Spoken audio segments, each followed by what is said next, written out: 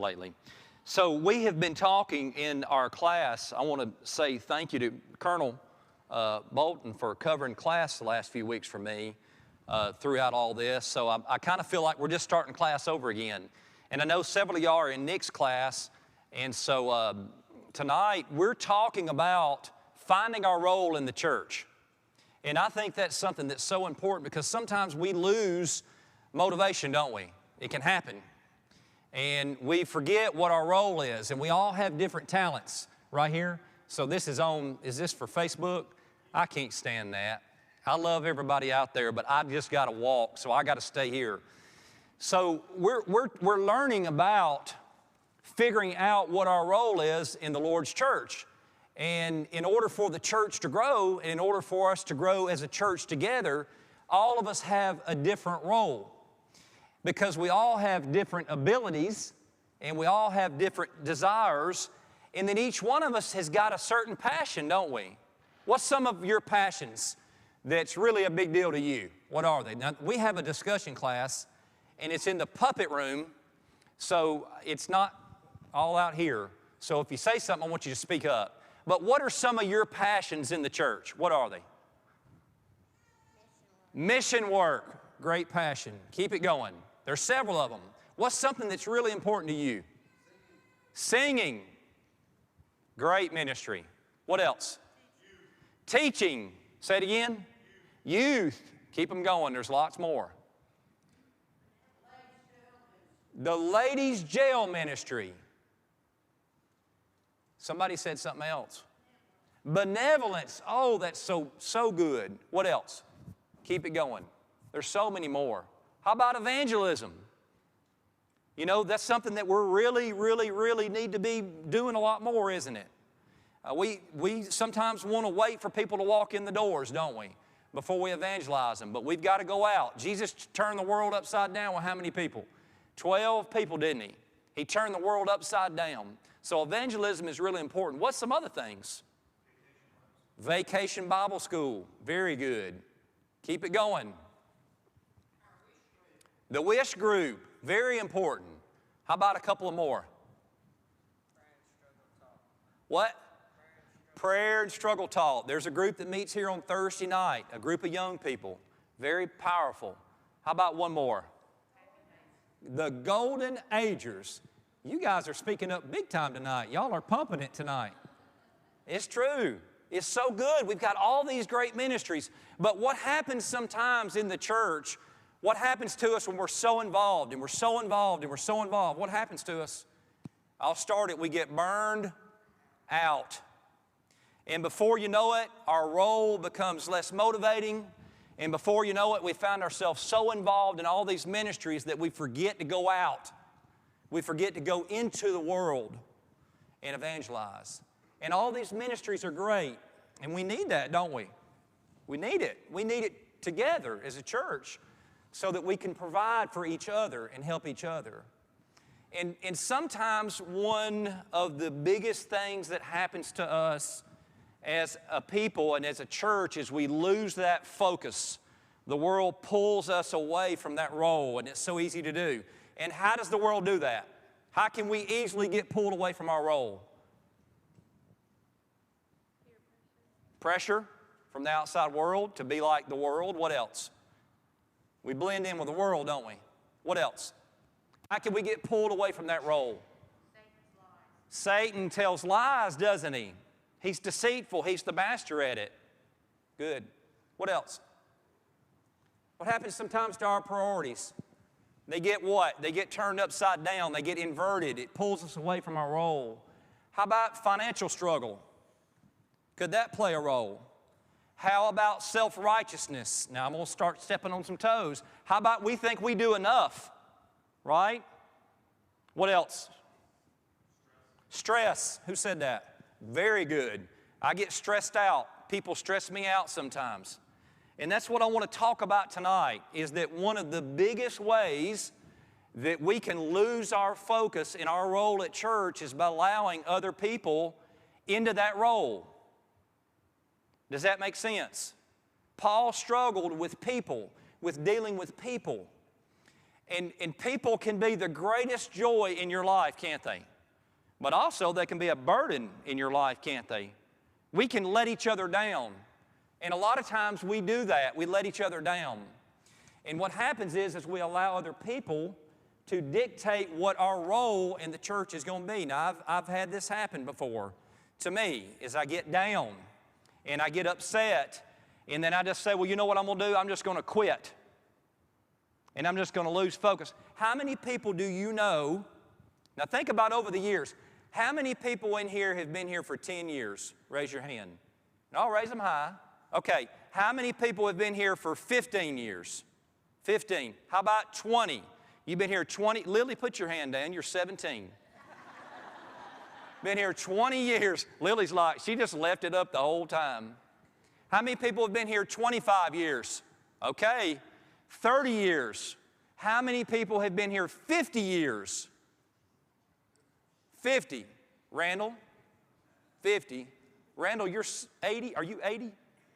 Right? Okay. How many people have been here more than 50 years? Several people have been here more than 50 years. Back here, Susie, James, over here, Tim. Several. How many families, how many people have you seen that were a dedicated, faithful family and they are no longer here for personal reasons? Something happened. And their role, they left their role. How many times have you seen it in ministry? Because, see, people let us down, and sometimes we lose that focus. Well, I want us to look at one person tonight that understood his role for the Lord's church, and he fulfilled the role beautifully. And it wasn't easy. It was difficult. But he didn't allow other people to dictate what that role was going to play for him in the Lord's church. Now, how often do we get down for various reasons, and we forget and lose focus and sight of God's plan and God's plan of salvation? All of us do. That's a ridiculous rhetorical question. Is it as long as I'm going to be alive, I'm going to let people down? You are going to let people down. But for us to lose our focus in the Lord's church and to give up the role for the desire and the passion that we have and the talents that God has given us, and to walk away because of that, it only hurts us. So I want you to look tonight. I want us to turn over, and you can comment. You don't even have to raise your hand. You can comment and say whatever you like, whenever you like. I want you to look in 2 Corinthians, and we're going to look at chapter 11. And Paul, in verse 24, will start. And Paul is dealing with some things. And Paul's going to deal with a particular subject tonight that all of us, every single one of us, is going to suffer at some point in time. Now, that suffering can do one or two things. It can move you away from God, or it can drive you to God, right? It's either going to move you away from God, or it's going to drive you to God. Now, Paul makes a decision, and Paul's decision is paramount for this particular group of people, because he's going to deal with some false doctrine. He's going to deal with some people that are not telling the truth, and Paul's going to deal with it, and he writes this letter to deal with it. And we'll start here in verse 24, chapter 11 in 2 Corinthians, verse 24. Now, how many people in here have been through a major storm? Raise your hand. Major storm. Okay. If you haven't been through a major storm, you will. You will go through it. It's going to happen. If you live long enough, there are things that are going to come upon your life. Some of them will be self-induced, and some of them won't be. Tragedy and accidents are going to happen. And Paul's going to deal with it. Paul's going to lay out for you and for me here what has happened to him in his life. And it's not easy. It's not comfortable. Paul very well could quit at any point in time. But I want you to look what he does. Let's start in verse 24.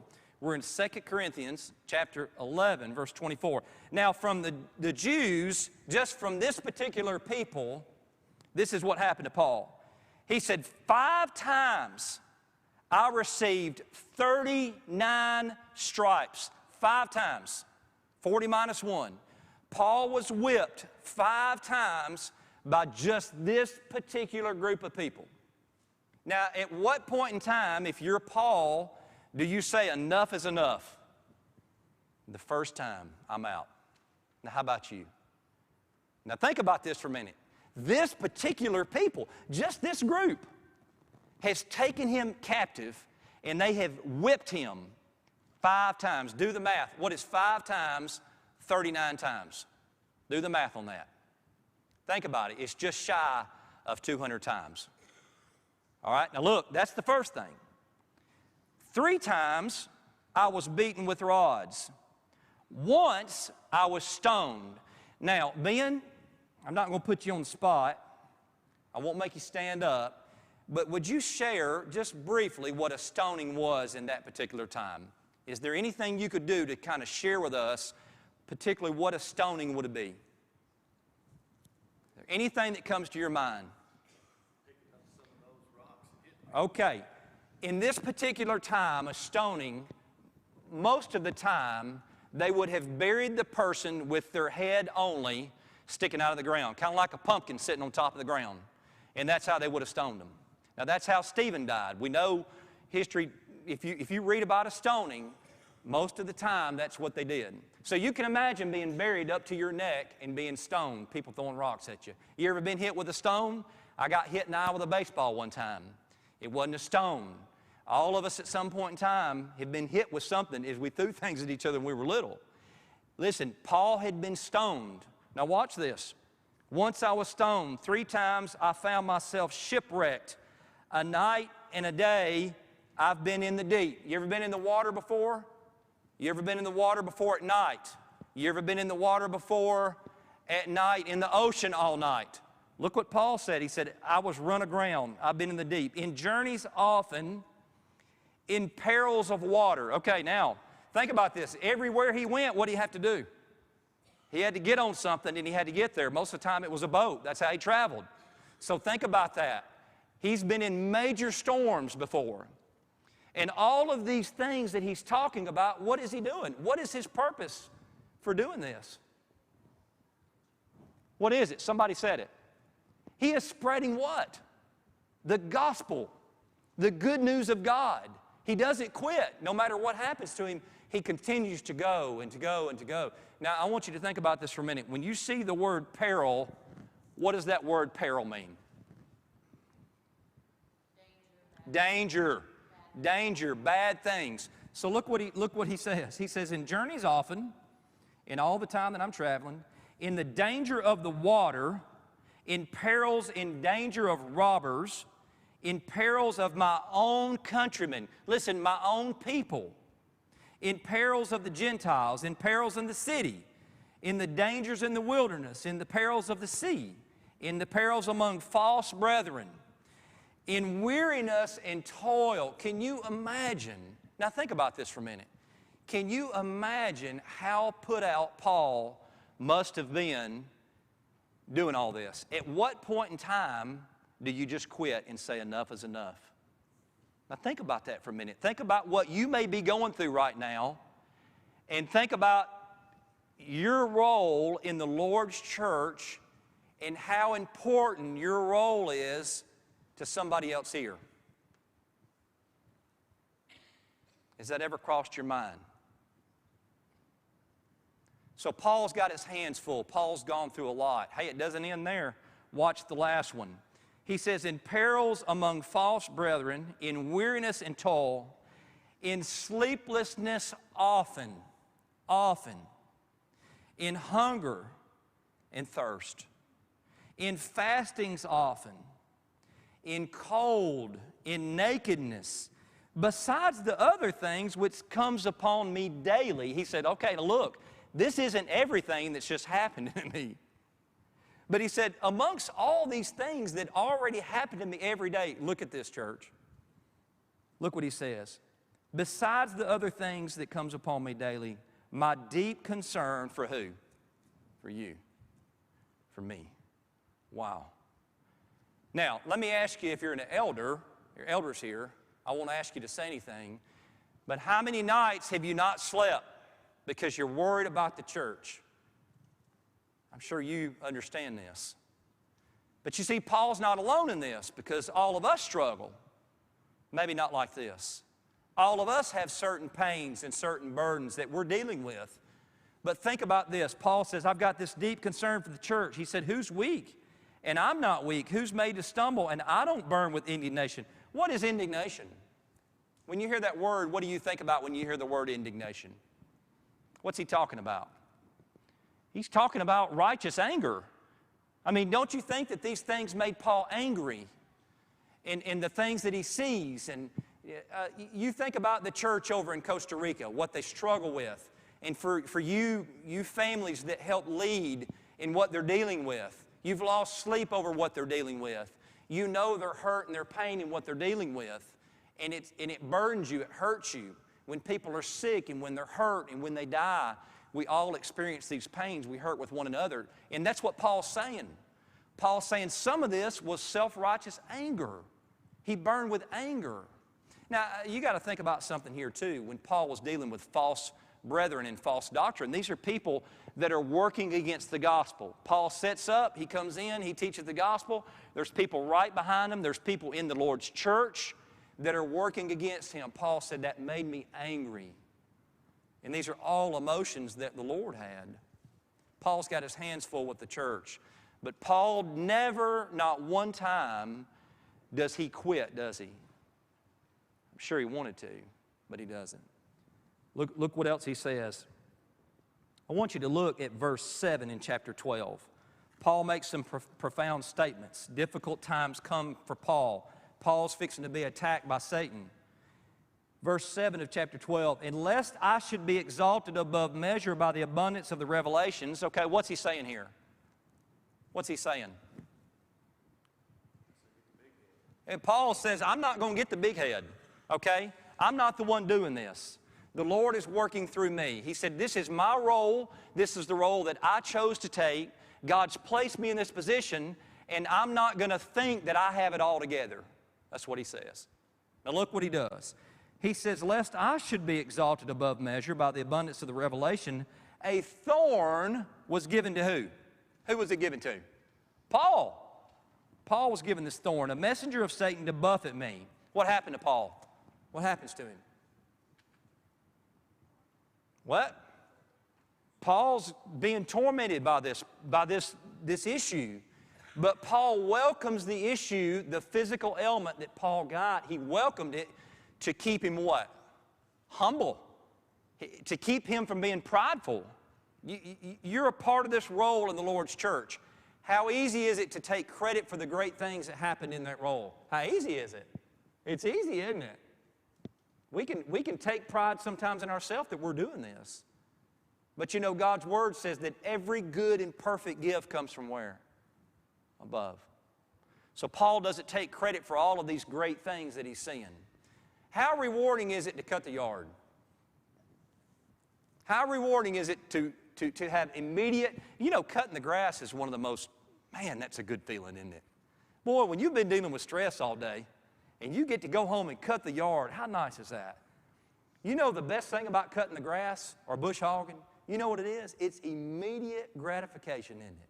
Boy, you feel good. You cut the grass, you get it done, it looks good. Think about this in our role in the Lord's church. You know what? You study the Bible with somebody, they obey the gospel. How easy is it to say, they obeyed the gospel because of me? How easy is it to say, when you're doing your role in the Lord's church and things are working out great, how easy is it to almost want to take credit for that? It's easy, isn't it? Paul says, I'm not going to do that, so I've got this inside of me, was given to me to keep my pride in check, to keep me humble. This was a good thing. You know, getting COVID is really a blessing for me. You know why? It slowed me down.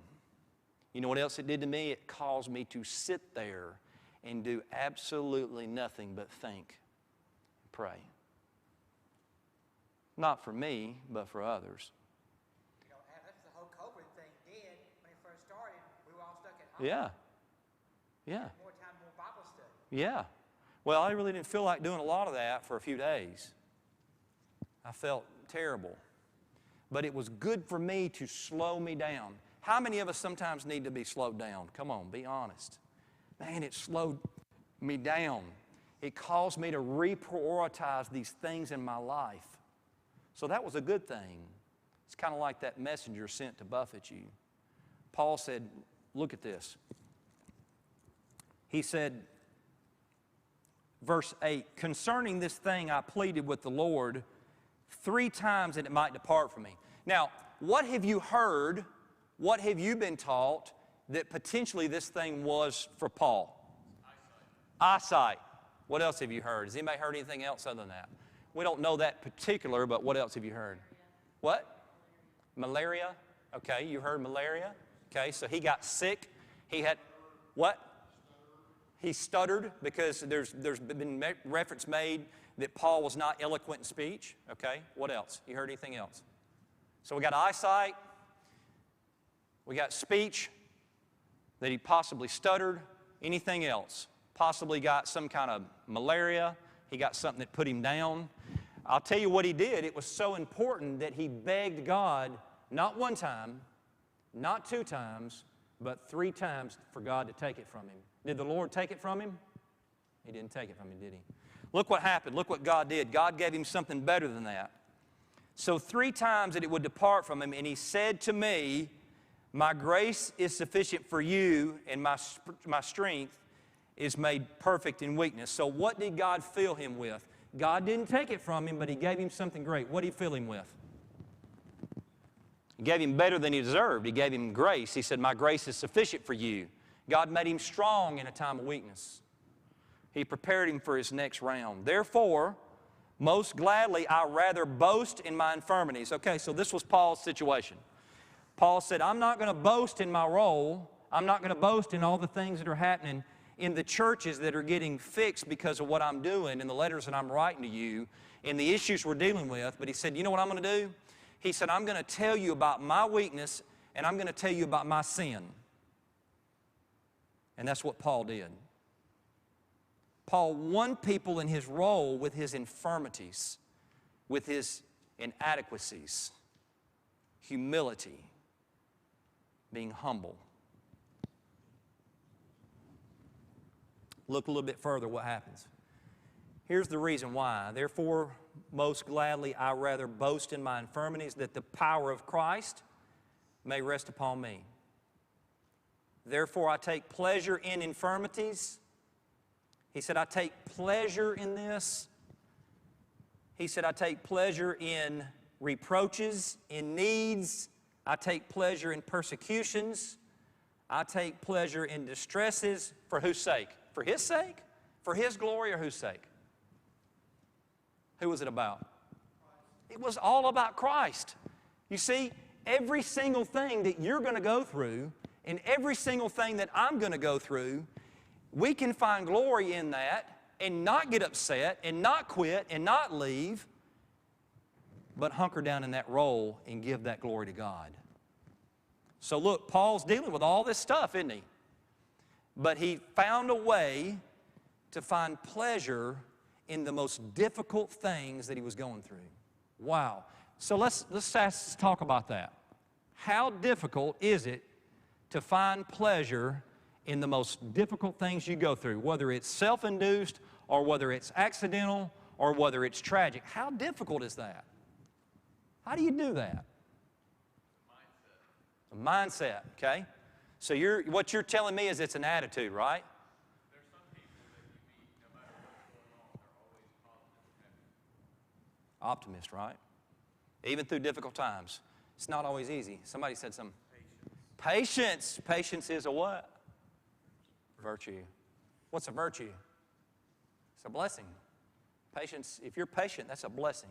How difficult is it in the middle of something so distressful in your life is it to find pleasure in it? How do you do that? What? Mind over matter? What else?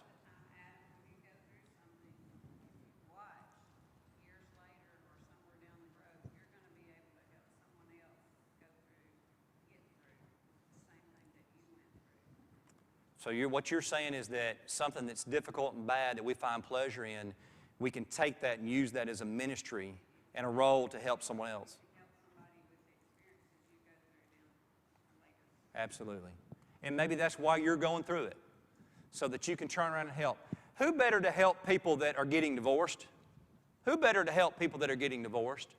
People who have been divorced. Does that make sense? Who better to help somebody deal with alcohol addiction than somebody that's been through alcohol addiction? Who better to help somebody that has had a problem with any kind of addiction? Well, it's a person that's been through it. Does that make sense? Why in the world do we think that God chose Paul to deal with all these issues? Why? What kind of person was Paul before all this? Man, Paul was cream of the crop, wasn't he? Paul was one of the best people that you could possibly want to run the ministry of these churches for the Lord, wasn't he? He was just the best, wasn't he? He was rough. Paul was rough. But who better to deal with that than Paul, right? What else? You look at 2 Corinthians 1, 3 through 5. Okay. Blessed be the God and Father of the Lord Jesus Christ, the Father of mercies and God of all comfort. He comforts us in all our afflictions, so that we may be able to comfort those who are in any kind of affliction through the comfort we ourselves have received from God. God does not comfort us to make us comfortable. He comforts us to be comforted. That is so good. He said God doesn't comfort us. Say that one more time. He does not comfort us, To be comfortable.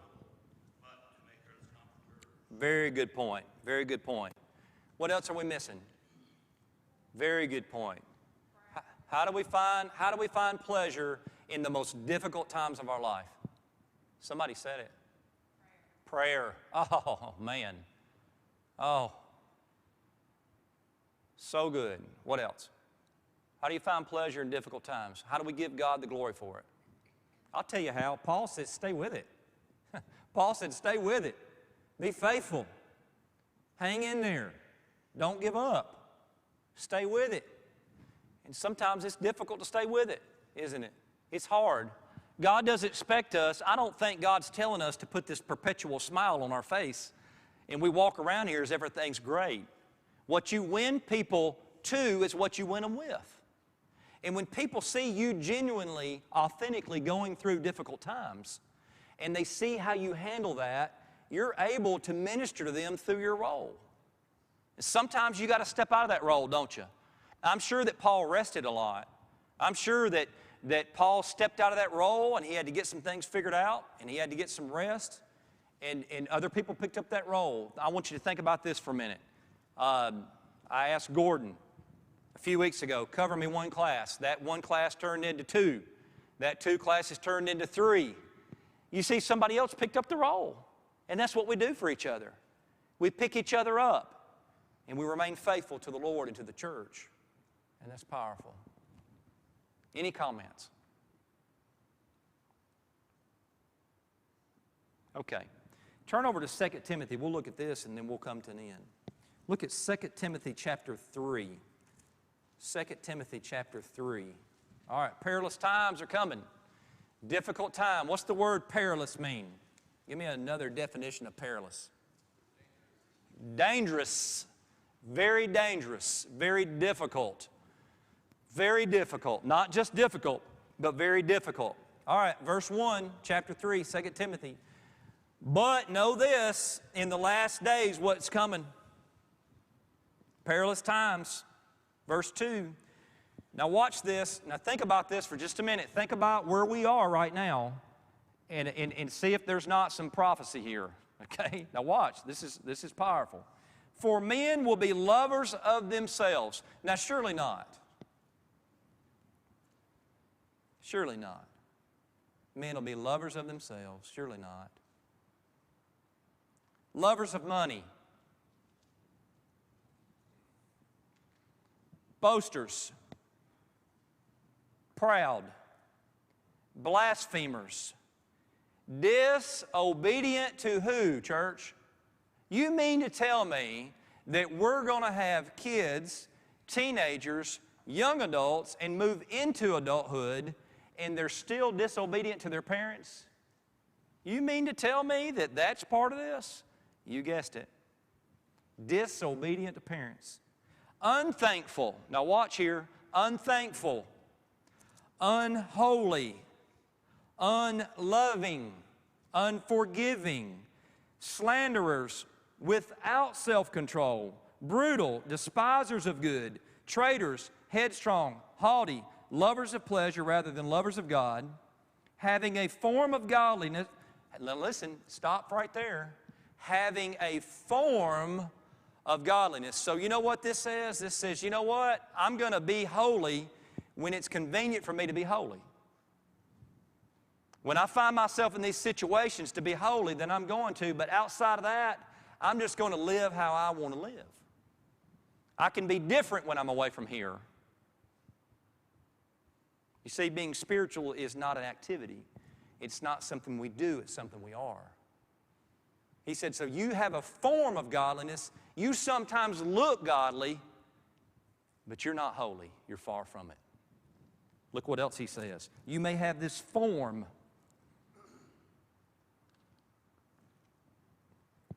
Watch what happens. You have a form of godliness, but you deny its power. When the going gets tough, he says, here's what you do. You don't rely on the strength of God. You rely on the strength of you, and you're weak, and here's what happens. You fold easy. You fold easy. Now, are we sometimes going to have weak moments? Absolutely. I've had my share, and I promise you there are more to come. And I'm sure you're right there with me. But this is not what we practice. This is not what I set out to do. That's not what Paul's saying. When we're going through difficult things, we must rely on the strength and the power of Christ. You see, that's where we find our strength and power. Through Him, not through us. You let me work it out, and I'll tell you I'll mess it up every time.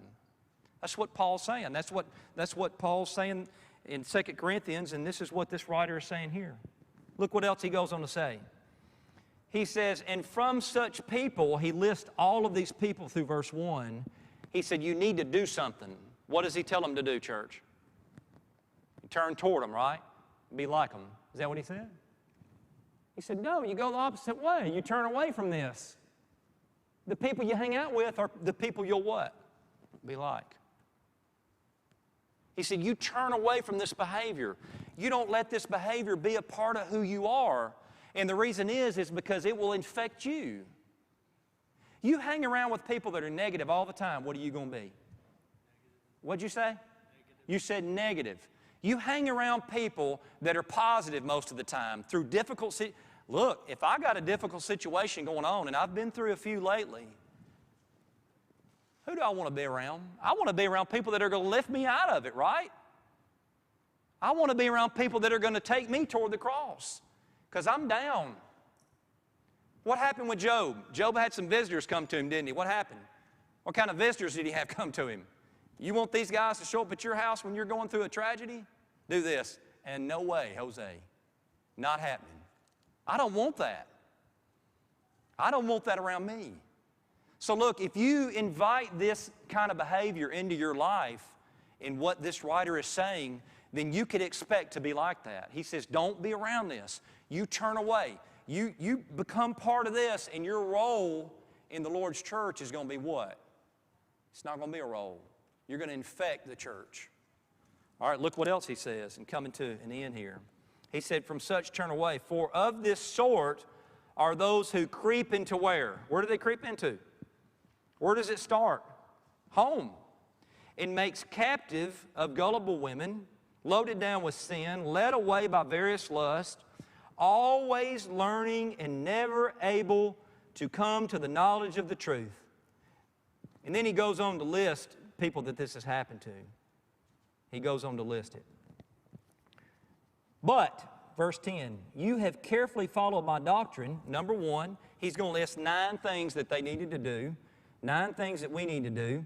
But you have carefully followed my teaching, my doctrine. Number one. Number 2, he said, the manner of life that I live it. He said, the way that I live it. Now take all these difficult things that Paul went through. Take all these difficult things that this writer's talking about and carefully examine what they went through. And he says, look at my manner of life, the way that I dealt with this during life. You see, people are watching you in difficult times. And none of us know what's going on in each other's homes, essentially. And we're watching each other. And the power of influence is so great. Look what happens. He said, the way that I live. Number 3, he said, the purpose. Number 4, faith. Number 5, long-suffering. 6, love. 7, perseverance. 8, persecutions. And 9, afflictions, which happened to me at Antioch. It only happened to me at Antioch. It happened to me at Iconium and at Lystra. What persecutions I endured. And out of them all, what did God do? What did He do? He delivered him from it. So you know what happens when you go through this and you're fulfilling your role in the church? You stick with it, and God will bring you through it. Wow. That'd be enough to quit. I'd have quit on the first one. Now look what else happens here. He said, out of them all, God delivered me. And yes, and all who desire to live godly life in Christ Jesus will suffer persecution. It's going to happen. If you choose to live a godly life and to take the role with the abilities God's given you, the talents God's given you, the passion and the desire that God has laid on you, you are going to suffer. So you can suffer and you can be woe is me, or you can suffer and you can find pleasure in that role, whether it's at home or whether it's here or whatever's happened to you in life, and you can find pleasure in it. So look what happens. He says, verse 13, that evil men and impostors will grow worse and worse, deceiving and being deceived, but you must continue in the things which you have learned and been assured of, knowing that from whom you've learned them, and that from childhood you have known the Holy Scripture, which you are able to make you wise for salvation through faith, which is in Jesus Christ. Man, that sums it up. Timothy had people around him that taught him the gospel, that taught him how to endure. He had Paul. He had his wonderful, wonderful mother, Eunice. He had his wonderful, wonderful Lois in his life. And they taught him how to endure this. The bottom line is this. All of us have this role that God has given us. We all have passions. We all have desires. We all have talents. And through that process, we are going to let each other down. People outside here are going to let us down. But if we quit and we don't fulfill these things that God has given us in our life, and we don't remain faithful, not saying we're not going to get down, we're going to get down. We've got to fulfill this role for the body of Christ. And if we do that and we're faithful to the end, boy, something wonderful waiting on us, isn't it? Any comments? I know that was a lot to swallow. And I'm just so not good at doing this, being in here. I just like a small class. Any comments at all? Y'all have been wonderful. Thank you so much. Again, thank you for being here. Thank you if you're visiting tonight. You're an honored guest. And I appreciate the comments we've had tonight. Thank you so much for the prayers. Hope y'all have a good week.